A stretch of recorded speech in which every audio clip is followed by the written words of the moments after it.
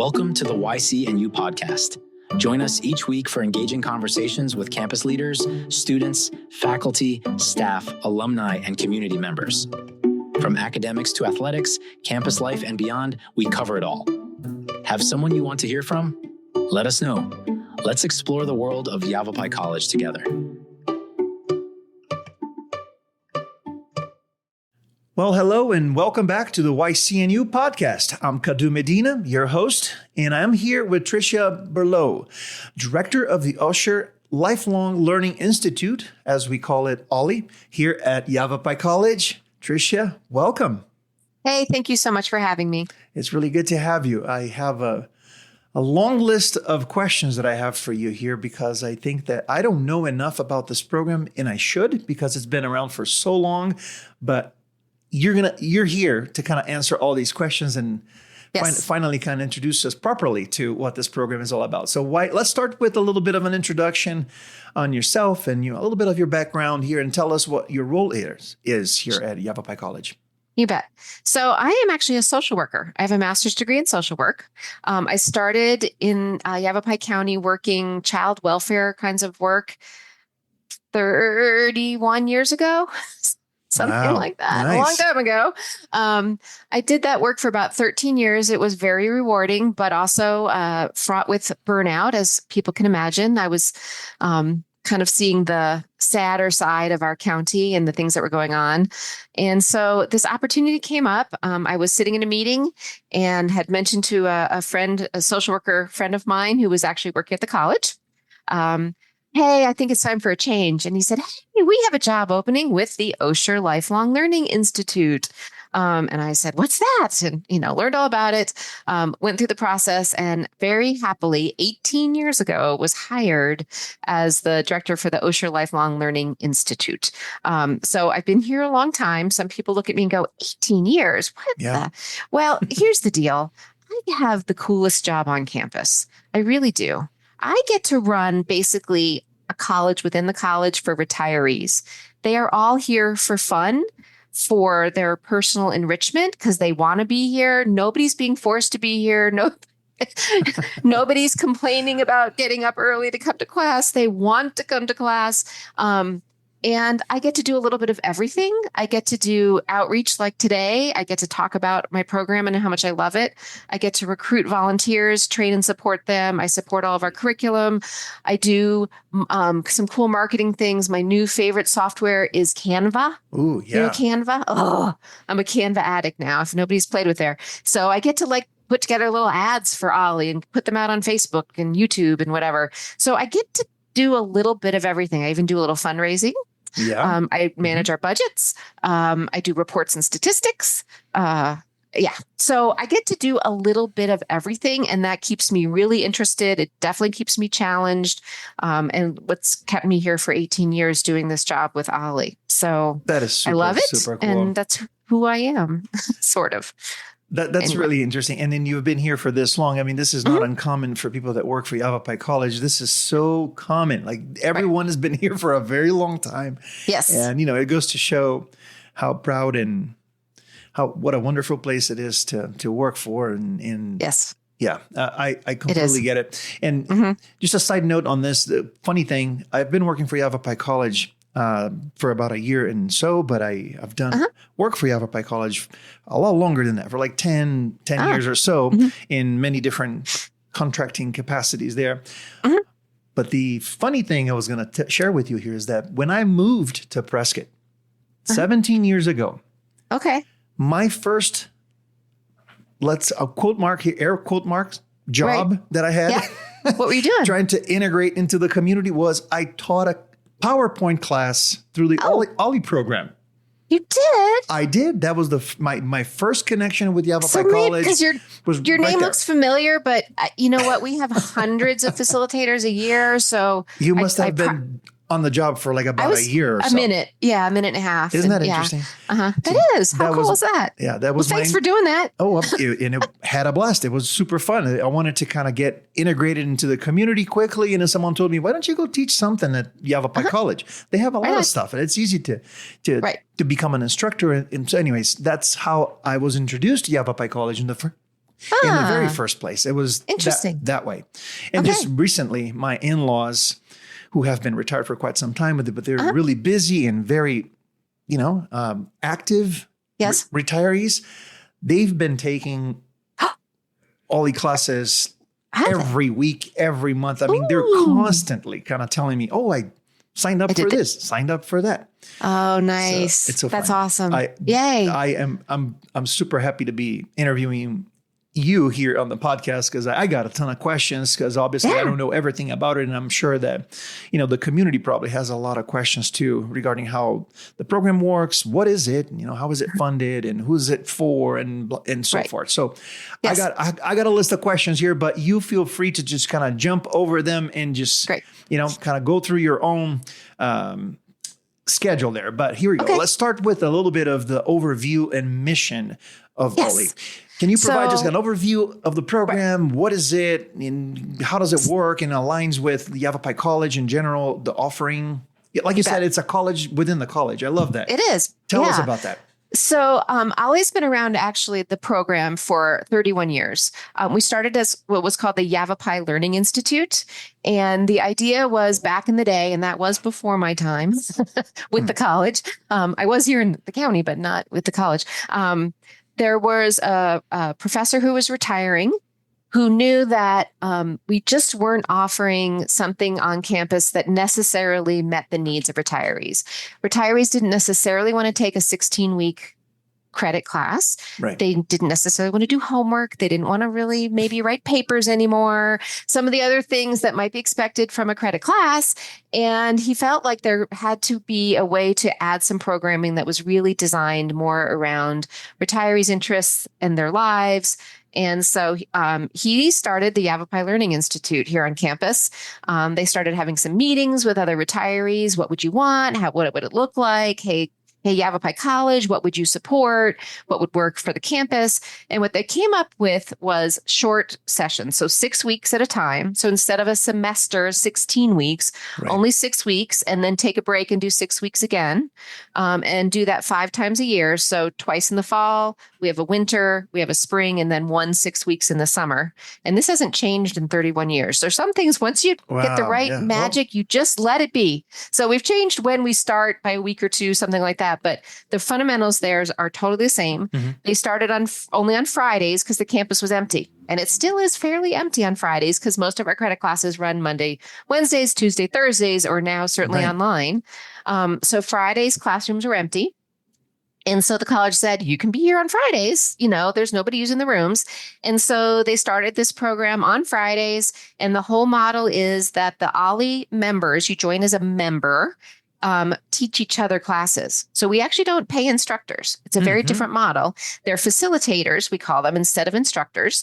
And they volunteer their time to come in, and it could be a 1-week thing. It could be a 6-week thing. We have sometimes a series, like maybe it's really 18 weeks of content. So you'd start in winter, and then part 2 would be in spring, and part 3 could be in the summer or even fall or whatever. So there are times when we do have a long series of things that are going, and sometimes we have just one-shot deals, whoop, in and out, and you can learn something brief. But the whole model and the beauty of it is that it's the OLLI members themselves who are facilitating the classes. Okay. They provide leadership, they provide volunteerism, and so this model and setup I inherited. I would love to brag that I invented it and that, this is my legacy and whatever. I didn't. I inherited this thing when I arrived 18 years ago that was so beautifully structured that all I needed to do was nurture it and keep growing it.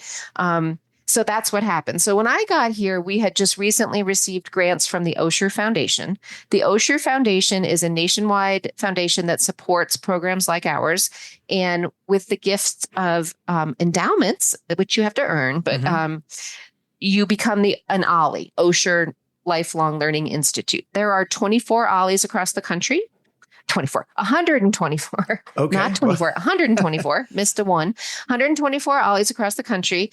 Somewhere around 2 in every state. It depends. Little states like Rhode Island get 1. Wyoming gets 1. Okay. Arizona gets 3. We have one at U of A. There's one at ASU. And then there's one at Little Yavapai College. Just a pause there so I can understand. So 124, you said, right? OLLIs across the country, are they Yes. all very similar in format, shape, and who they're targeting, the programs they offer? Right. Are they also attached to colleges? Yes. Or they are, all of them? So they're all attached to colleges. And yes and no. So the mandate is to serve retirees. So I don't know if I said in the beginning, but we're focused on retirees. Yeah. So it could be people in their 50s, 60s, 70s, 80s, 90s. We had one member make it to 100. That was exciting. But our average age is about 74 for our OLLI members across the country. That's 74 beautiful. Across the country. There are some communities that are a little younger OLLIs. I think we're probably on the slightly older average age for OLLIs. They're all attached to universities or colleges. We're one of only 5 community colleges in the country that exist is an OLLI, an Osher funded OLLI. Okay. The rest of them are all at big research universities, some heavy hitters out there. Duke has an OLLI, you get in my drift. No kidding. So, wow. Yeah. So having an OLLI here at Yavapai College is like a feather in our cap. It's a big deal. Yeah.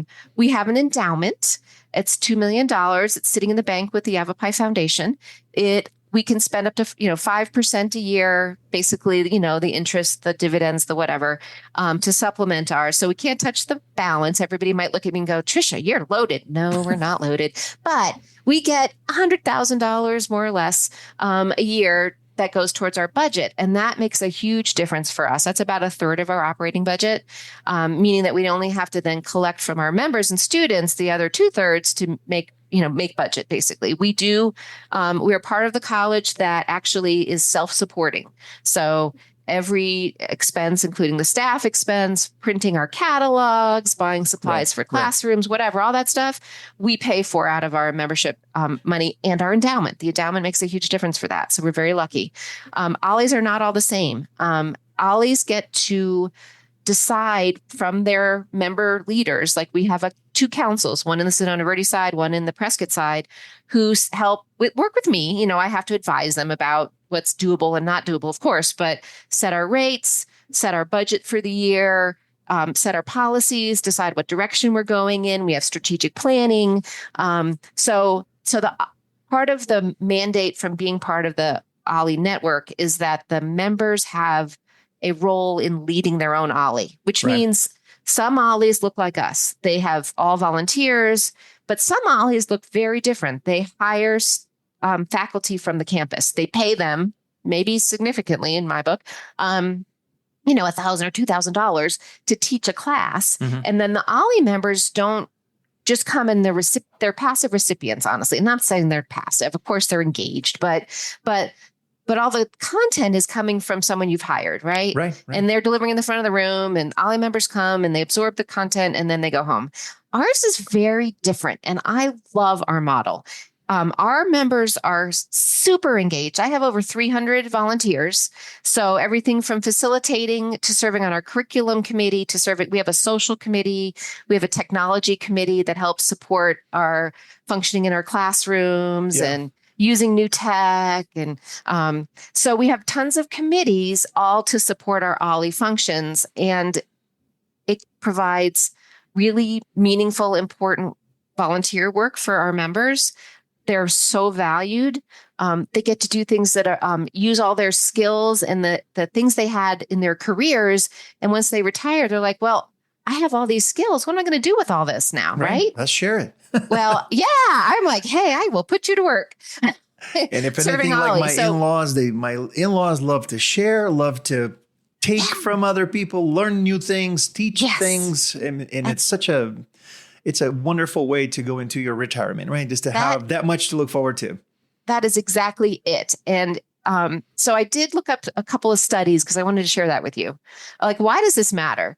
Well, obviously, we want to have programming through the college for retirees. We have a huge retirement community. So that makes sense. But I mean, we could do all sorts of things that could serve. But why is OLLI so special? Well, I really... talks about things like there's a study about brain health and aging. Mm-hmm. And if you participate in lifelong learning, it improves your brain plasticity. And then, although it doesn't cure Alzheimer's, it can either postpone it or lessen symptoms. There's all sorts of things like that. So really learning something new can really help with your brain health. And back to, I think, the gift that we have with our model, yes, you could be learning something new by sitting in a large lecture hall and some professors talking at you.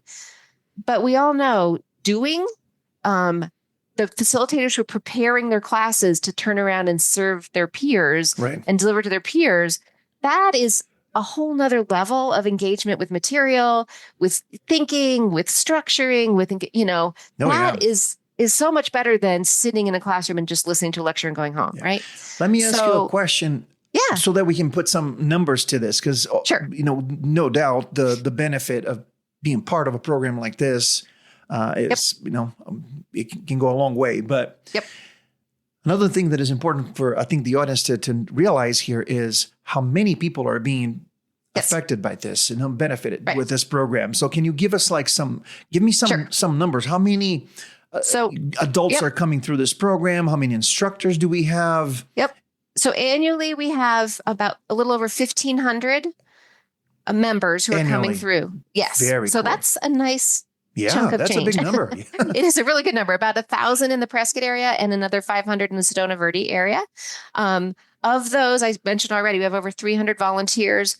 I do have some volunteers who do things that are not facilitator related. So they're like, we have ambassadors in classrooms welcoming people. So those are the friendly people who maybe don't necessarily want to be up in the front teaching, but they want to be welcoming. So we have roles for people who, all sorts of people have all sorts of strengths. So, but we have over 200 facilitators in the course of a year who are delivering, I think probably at this point, 350 to 400 different unique classes. So at any given time, like I know right now for winter, we have 99 choices. Wonderful.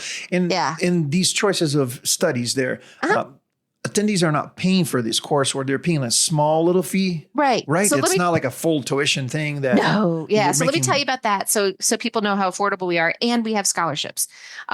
So there are two ways to join OLLI. You join as a member, you join for a year. So it's 12 months. So like if you join now, it's good till December 2025. But if you say join in summer, it's good till the summer of the following year. So that's important for retirees to know. You can jump in almost any time. So like with a semester, you really have to make a decision and jump in January, right? Or you've missed the boat to some degree, although the college has gotten more flexible about 8-week classes, which is terrific. But for OLLI, you can start in now in January, but you could start again in April. You can start again in June. You know what I mean? So there's lots of jumping in points. And if you buy an annual membership, $65 gets you in the door. And then you are paying a small fee for classes, $35 for multi-week classes, $15 for a one-time thing.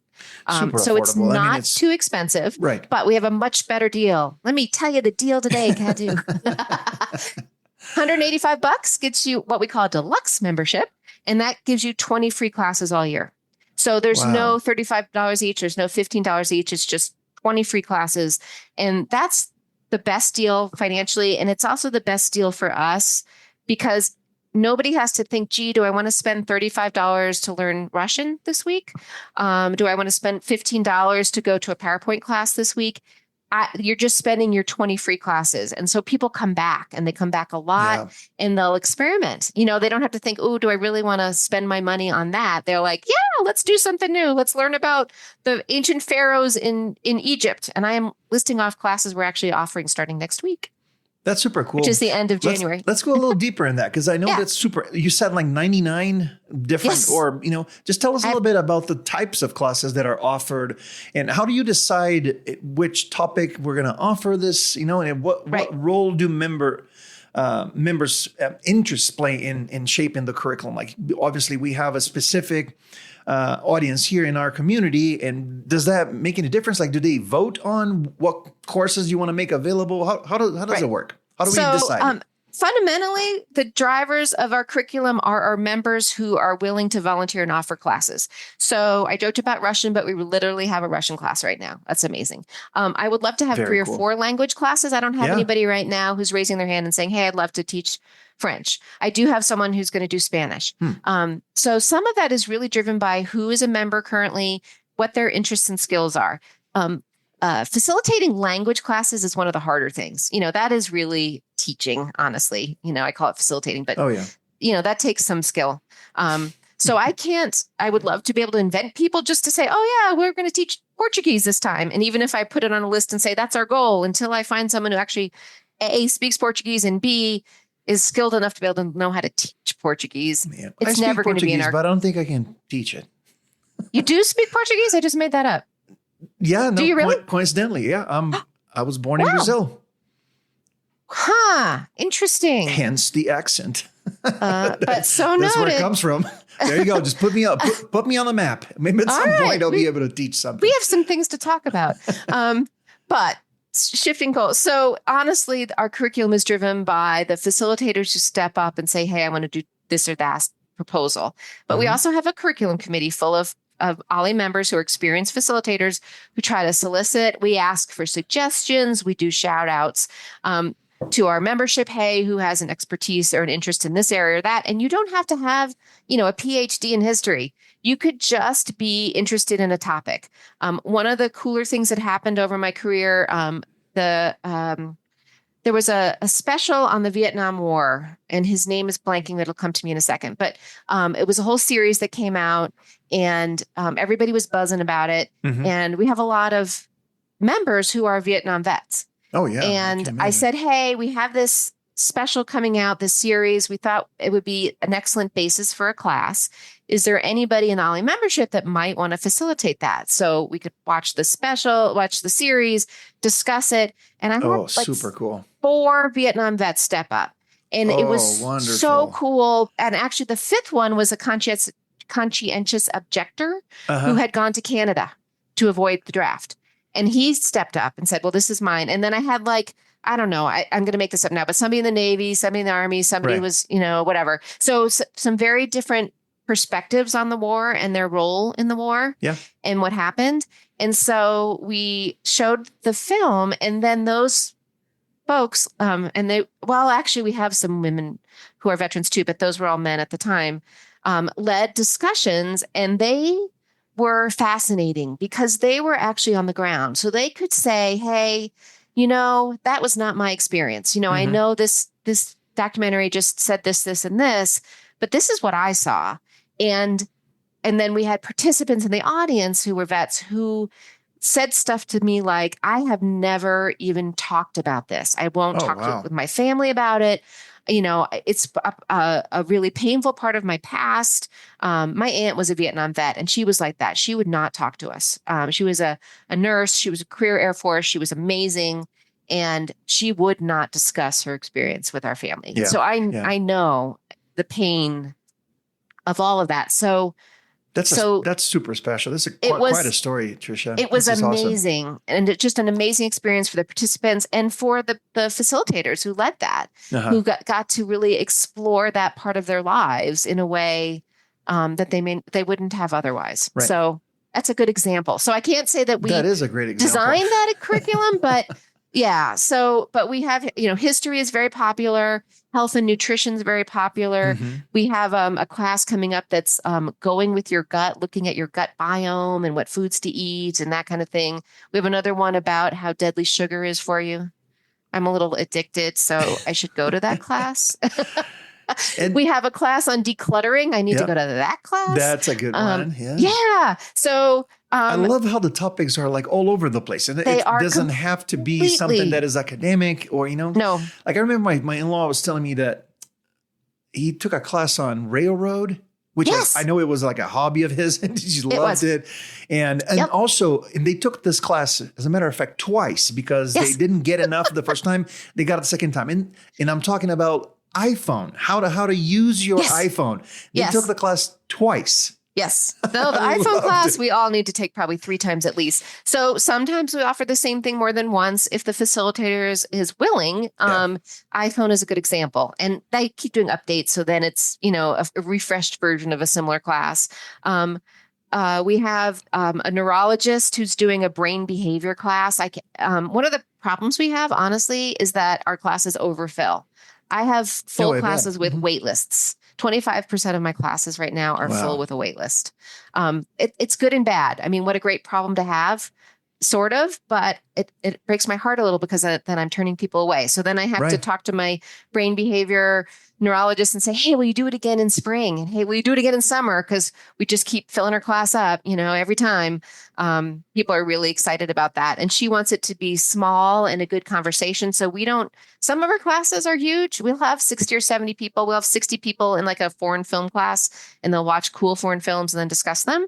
But some of them are writing classes, and we just have 10 people, and even if more than 10 want to come, the facilitator says, nope, we can't write about what we want to write and share what we want to share and have 24 people in the room. It just doesn't work. That's awesome. So then we only have 10, and we keep looking at other ways to try to solve and meet everybody's needs and interests. So Tricia, it's always a challenge. I have a few more questions for you here as far as how we run the program and other things. But before we move on to let's kind of geek out on the inside story here, the backstage of all this. How do people learn? How do you promote all of these programs or classes, and how do people sign up for it? Just kind of give me a quick overview here. How can they find out more about it if they don't know where to find these classes? So we do produce a physical catalog that you can touch and open and read. And we know that is so important for our population. We do have everything online, and you can go and download things and all that stuff. But we also have physical pieces of paper. I get these in the mail. Do we mail it to everyone in the community? No, because that's super expensive. I wish I could. But we mail it to everybody who asks for one. Okay. So we have so they need to give us a call. I'm just going to do a quick plug. It's 928-717-7634. You can get on our mailing list. So you get a catalog mailed to you 5 times a year. So we do these 5-6 weeks. So we do a physical catalog. We leave them in all sorts of places all over town, like the YMCA. We can't keep up with. We leave them in the YMCA and they all disappear. And then we leave another stack and they all disappear. Of course. So we do that kind of stuff to try to just get the word out. Can they sign up online to get a newsletter Yes. Yeah. So, thank you. So you're so great. So yc.edu/OLLI. There's a place there where you can say, hey, I want to get on your mailing list. Hey, I want to get on your email blast. So we do every Monday morning, we send out announcements. It goes to about 5,000 people across the county. And it talks about, hey, classes start next week. Hey, we're looking for proposals for spring. Hey, we're having a social event in March. Sign up now. Hey, we're having a dinner on India on March 12th. Hey, sign up now. So things that would interest. We also highlight things about the college. There's a concert coming up you'd love to know about. Hey, we're having an event next weekend, a Unity event. Perfect. You might want to participate, that kind of stuff. So we highlight things with the college. We highlight things with partners, like we partner with the symphony.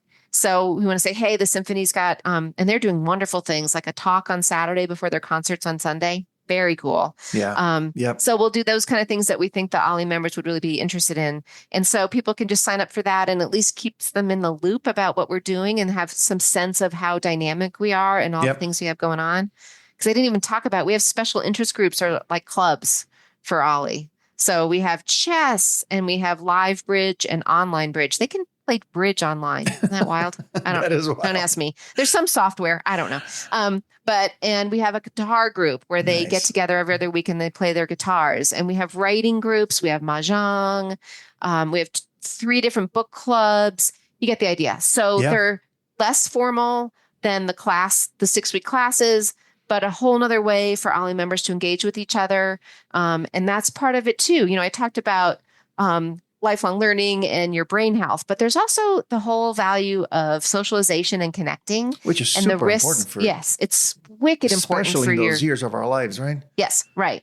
And so OLLI really is a community. It makes me cry a little sometimes when I see one of our members struggling, health issues come up, and that everybody rallies around, hey, I'm bringing her food. Hey, I stopped by to see her. I mean, I hear all these conversations. So people build, lifelong friendships. Yeah. And one thing that is a little different, I think, about our community compared to some others is that people tend to move here to retire, right? But their kids aren't necessarily here. Mm-hmm. Like your in-laws are lucky because you're here, right? But that's tends not to be so true in our community. To be the case, yeah. So you don't have your daughter or son-in-law to call when something's going wrong, or at least they're not nearby. They're in California, they're in New York, they're wherever they are. And so our OLLI community can really fill in some of those gaps when you need support, when you need so. Love it. Yeah. All right. Well, here's a couple questions. I want to talk a little bit about future directions here. What are some future plans that we have for the OLLI program? How do you envision the program evolving in the next few years? I mean, our community is absolutely growing and exploding more than ever, and then with those future plans, what are some of the challenges and adaptations that we're going to have to make? Just tell me a little bit about the future. Absolutely. OLLI. So obviously, 2020 was a challenge for us. And if you had asked me in 2019, Tricia, will you ever offer online classes with OLLI? I would be like, no, or people don't want it, or people aren't going to be interested. Well, of course, that all changed. We went right online like everybody else did in April of 2020 and had a pretty robust program that continued on until we were back in person. So now we have about 20% of our offerings are on Zoom. Our people are comfortable. Many people prefer it because they don't have to get out and drive. As they age, that means, if they can't drive, they can still participate. So there's lots of advantage there. And the mountain in Yavapai College doesn't matter. Mingus Mountain is nothing if we're Zooming. So we, Zoom from Sedona, we Zoom from Cottonwood, we Zoom from Prescott, and everybody can participate. And we just love that. So I feel like we've, at this point, gotten to very functional Zoom delivery, but I feel like in the next 5 years, we really need to figure out how to up our game in there. How do we really take advantage of more technology? We have played with some virtual reality, and actually, so just around the edges, but we have played with that a little bit, and I think there's some ways that we might be able to start really thinking about how to use those kind of technologies, just like the college is doing, which is just amazing. The other thing is location-wise. We have our eyes on Prescott Valley, maybe even by this fall of 2025. We're working on, we just finished a survey. We're going to do some focus groups and talk to our facilitators, because one of the keys is, do we have enough facilitators? And then we have to look at, do we have enough classrooms out there? But I think we do on the campus in Prescott Valley. So we are not outside Prescott at the moment. So right now we're in Prescott, we're in Clarkdale, and we're in Sedona. Okay, there's a little bit in the Verde Valley. I was going to say, there's definitely opportunities there too. I mean, it's a huge community for us. Yeah, but then Prescott Valley is a huge thing. Yeah. So, so that's one of our next things. And honestly, Sedona is one of our challenges. The community in Sedona has really changed. Everybody's heard about Airbnbs and the impact, right? Their population has actually shrunk in Sedona. And wait for full-time residents, it's shrinking, and whole neighborhoods.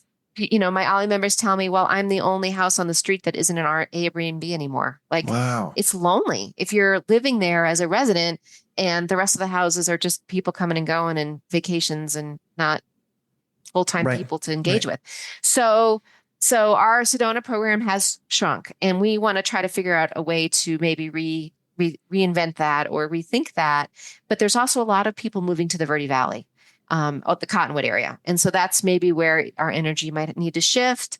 I hope not, because the Sedona building is the most beautiful place to work. I get to go there once a week. I go on Wednesdays typically, and it is stunningly beautiful. And it's a fantastic facility that the college lets us use. We're part of the programming there. And so it breaks my heart a little bit, because I think, we have these just beautiful facilities, and we're struggling to get enough people in the door. So how much time do you spend kind of checking and following this, let's call it geographic distribution of our demographic here? Because I know this moves a lot, right? Like we end up getting maybe a larger influx of retirees here in Prescott. Yes. But I don't know if that's not what's happening outside Prescott as well, like in Prescott Valley, and definitely in the Verde Valley. Yeah. Even Chino, we are a large community here. The what do we call the Tri-City, Quad Cities? It's Quad Cities, if not more than that. But anyways. It's more than that, yeah. So here's back to this gift of who I get to work with every day. I have this, I already talked to you, 1,500, but we have this core of people who are super engaged with OLLI. Right. And they come with these skills. So like right now, I have this amazing woman who did marketing and research at big corporations like Honeywell. And now she's retired and she's here. And so she's interested and loves OLLI, and she is helping me put together the surveys we're doing. She's going to help do these focus groups. She has looked at a bunch of the demographics, and we did a bunch of reporting on that. So I get to look good. She helped me get all that together. She gets credit every time. Kristen, I love you. That's awesome. So those kind of folks in the OLLI membership help me look at some of that data, and they bring the expertise to be able to do that. Help us, we have strategic planning sessions where I have these super smart people who've, they could be city planners or something. And now they're taking all that brain power and applying it to OLLI. And we look at like the demographics, like the changes. And then, we need to really think about, I'm 57. So I'm like the next crop for OLLI. What are people like me going to want? Mm-hmm. It might not be the same as what our current 74-year-olds want or expect. I think we'll get to spend a lot less time teaching people how to get online and register. That's cool. We still spend a lot of time on usernames and passwords and things. As people age, they sometimes struggle with our systems. And but we answer the phone, and you can register for OLLI online, or you can call us anytime and just register. We are very customer friendly and make sure that we're accessible. But I just think, that the demands and the expectations are going to change.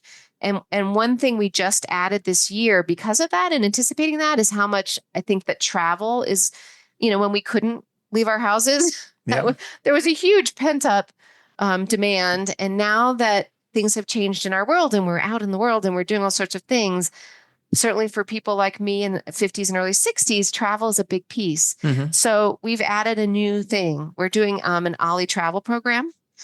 We're going to the Canadian Maritimes, which means Prince Edward Island and those islands in the really far northeast corner of our country up above Maine. Okay. We're going next October. Who is we? We is OLLI. The OLLI members. And the members. OLLI members from Prescott and Sedona. Oh my goodness, this is cool.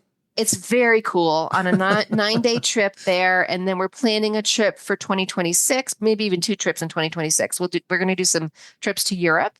And so you'll be traveling with me. Nice. We're joking, but we're calling it Travel with Trish. I can be funny. I know it's not obvious, but and look out for everybody for sure. And you're going with OLLI members, maybe people maybe people you don't know, but that they're like-minded. These are all educationally based adventures where we're going to have, learn a lot about the local geography or history or, whatever. How wonderful that is. Geology, like on location learning. Mm-hmm. We're going to learn about Italy in Italy. Yes, you got it. Oh, I love it. Yes. That is so cool. So that's one more thing we're adding to our OLLI program that we think will help hopefully serve the needs of our retirees. Oh my goodness. Forward. Yes. Yeah. That's going to be a popular one for sure. Yeah. So very exciting. This is incredible. Thank you. Yeah. This is, and I can tell that you've been doing this for a little while because you're very knowledgeable. Now, my last question for you here is after doing this for 18 years, Tricia, what is still kind of making it so exciting for you? What is the thing that you look forward the most with, continuing to do what you're doing and continuing to serve our community through OLLI? Well, I like the challenge of adding new things. So like this whole travel program, we had to really think through and think about who was going to be our partner. We needed to have a travel agency. There's no way we could do all of that and do it well and not lose our shorts. Right. So, so the challenge of coming up with a way that's financially feasible and really meets our needs kind of lights my fire, honestly. I want to do new things. And I already talked to you about Canva. I get to go in and make little videos and things. That's super fun. That's as ways cool. to, I just did one yesterday that we have an acupressure class in the Sedona. Actually, I think it's on the Verde campus. I take it back. It's on the Verde campus. What a cool class. And we have seats. It should be full. I mean, acupressure, anybody can do. It can be like relaxation. It can be pain management. There's amazing things you can do with that. And so we have this whole amazing class about acupressure, and I can't believe it's not overflowing. And so I went into Canva and I found a video that you can upload that shows somebody working on somebody else's hand. And then I talk about the class and I just uploaded that on Facebook. So that's the kind of stuff like, hey, what's my challenge and how can I solve this problem? I'm a problem solver. I love doing that. I love it. So that's what kind of lights my fire and fun. And then getting to know new people. I also spent yesterday welcoming new members to OLLI, and we do a little round robin. What brought you here? Who are you? And we just had this room full. Actually, yesterday it was a room full of teachers. And I'm like, oh, are you guys going to be facilitators? That's so, cool. There's biology, and there was so funny. There was a marine biologist in the room, and we all like kind of like, what are you doing in Prescott, Arizona with marine biology? There's not a lot of opportunity. And then someone says, yeah, I'm an expert scuba diver. And we said, dude, you are living in the wrong place, but we're glad you're here. Right. No, we could use a scuba diver instructor here. You can go. Do they even let you scuba dive in our lakes? I don't even know. Not in the lakes, but I think the Y. Oh, well, yeah, you can do it in the Y. Had a program there for a while. That's true. He could teach at the Y, maybe. Yeah. Which, by the way, do we through OLLI? Do we have partnerships with local businesses or organizations outside Yavapai College to do this? Yeah. So there's the Prescott Mac Users Group. So we partner with them. There's also the PC Users Group. So computer stuff. We work with, it's the Community Theater in Prescott Valley. Mm-hmm. We have a partnership with them. So they give us discounts on tickets. We work with the Prescott Film Festival, which is really part of the college, sort of and sort of not and whatever. So we work a lot with them and love them. We're working with the Yavapai Symphony. So we do those kinds of things where we can offer things to our members that add value for them and also support those kind of community events. And, they're trying to fill seats at the symphony or that kind of thing. I went to a wonderful concert that was all drums and drumming the other day. It was a week and a half ago. That one. That sounds awesome. So much fun. It was amazing. I mean, they blew me out of the water. I didn't know what to expect. And I'm like, oh, everybody should have been here. It was really wonderful. Yeah. It was really good. Any other collaborations with Yavapai College faculty, maybe? We do. So it comes and it goes depending on who's teaching here. Mm-hmm. We're going to work more closely with Writers Reads, which is, we pick a book every year and try to get the staff to read it, try to get credit students to read it. And we also try to get OLLI members to read it. So we actually are going to embed an OLLI member in that committee, so that we have a tighter relationship there. We've had some very cool crossovers with like psychology classes or other kind of classes where OLLI members will go in and participate in the discussion. So you have somebody, much older generationally than the typical students, even though our students at Yavapai aren't all 18. We have plenty of people not at all. in their 20s and 30s and 40s, but I think the average is in the 30s. Right. They don't tend to be in their 80s. So I supply the people in their 80s who maybe lived through the events they're talking about.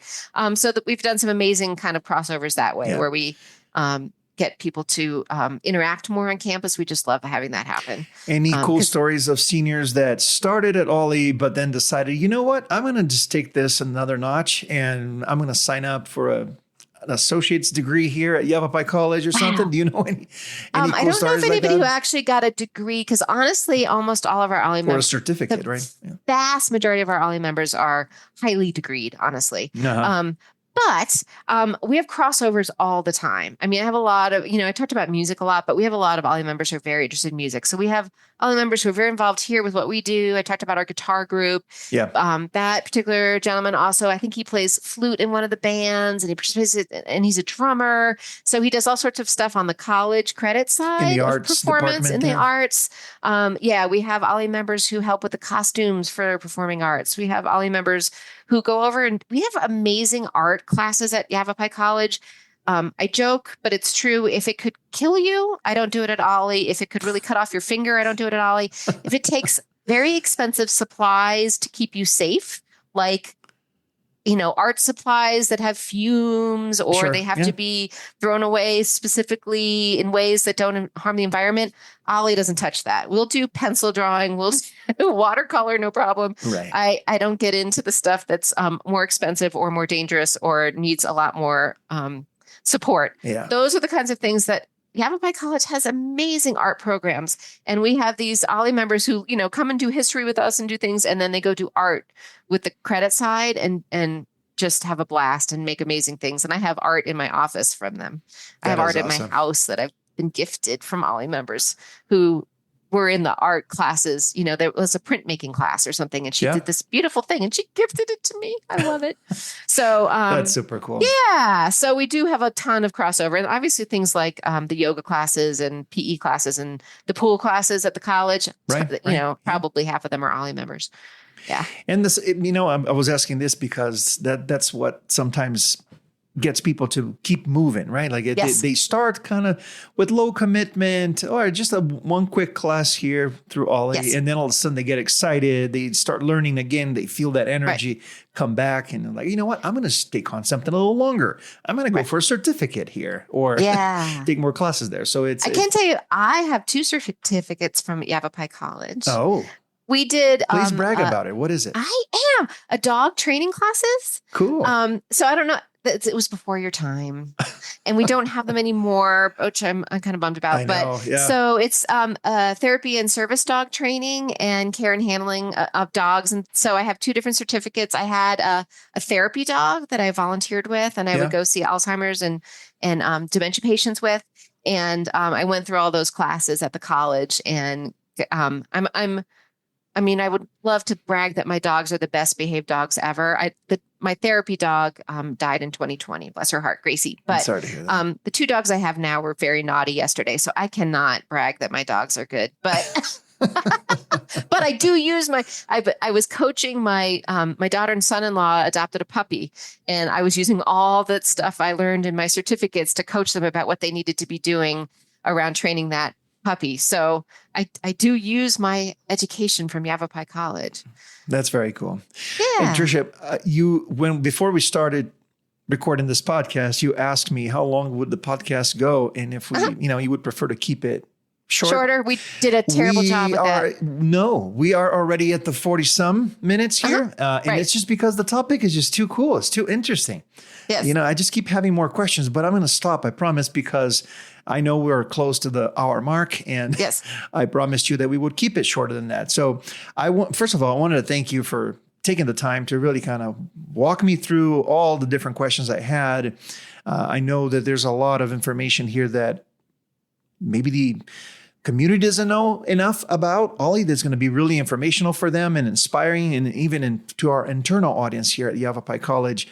I don't think that everyone realizes how big and how important this program is, and how I feel like we're a hidden secret, and I'm trying hard to make us not a hidden secret, but it is a big deal. It is, it's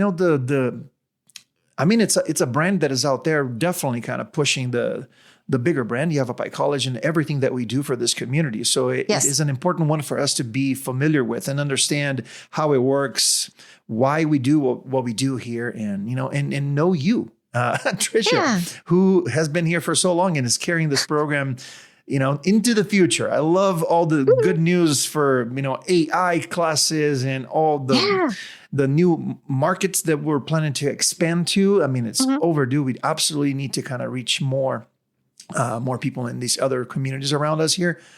So thank you for sharing all this information with us today. This is super fun. Come visit me, and I want to know who your in-laws are. Oh, this could be an advantage. I have some pull around here. I'm telling you, if they need something, I'm going to call them out right here on the podcast. It's Frank and Sharon Benedict. Oh, my father-in-law is a retired commercial pilot. Okay, he retired flying 777s to Japan. Wow. We have a bunch of retired pilots. Oh yeah. So he took like 100 classes that are airplane related and everything. And my mother-in-law is just Madre Teresa. She just follows along and she will learn everything that the old man is learning. So she is equally qualified to fly an airplane just for coming to all these classes with living him. with him. Yeah. I don't know how that's happened, but we really have a whole bunch of pilots in OLLI. So I don't know if our community attracts pilots to retire to, or I have no idea what the draw is there, but we have some amazing pilots with some amazing stories. We did a whole class, and then I'll stop talking. The Constellation Trail. Yes. Are you familiar with that? Yeah. So it's named after a plane crash. Yeah. My father-in-law was in this class. Oh, he is obsessed with that story. Yeah. And we have this amazing facilitator, Don Baer, who put this class together about the history of that crash. And he's been involved. He was involved in crash investigation, and he was a longtime pilot and all that. So those are the kind of interesting things, where you can take some of your career and your interests, but maybe your hobbies as a retiree, and put it together, find something interesting and local, do a little research, and boom, there's an OLLI class. Wonderful. Yeah. Tricia, again, thank you so very much. What is that phone number again that people can call to get more information? 928-717-7634, or they can go to yc.edu/OLLI, OLLI. Tricia, thank you so very much. It was much fun to have you on the podcast, and we'll catch up soon again. I'm sure that there's a lot more to talk about, and I'll catch you next time. I'll do this again if you ever have time. Thank you very much. Thanks so much. Thank you for tuning in to the YCNU podcast. We hope you enjoyed our conversation today. Don't forget to follow and subscribe wherever you get your podcasts so you never miss an episode. Got someone in mind for our next chat? Reach out and let us know. Until next time, keep exploring, and we'll see you next week.